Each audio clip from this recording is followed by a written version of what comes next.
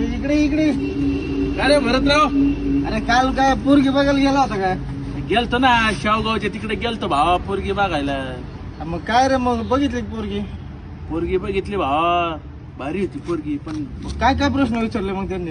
अरे लय चाटाळ होते तिच्या घरचे. हा. लय प्रश्न विचारले ते बारीक बारीक. बरं काय काय विचारलं? ते म्हणले तो शिक्षण किती झालं, तू काय काम करतो, वावर किती, हा तुला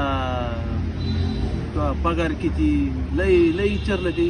अरे मग तुझ्याकडं तर सगळं आहे रे, शिक्षण आहे, शेती आहे, वावर आहे. सार भावा त्यांना सांगितलं कर्ज काढून 2-2 पॉकलॅन घेतले, JCB आहे, 4 चाकी गाडी, 2 मोटरसायकली, सार आहे म्हणलं त्यांना. काय अडचण आहे शेती. मग? अरे त्यांची मागणी आहे ना.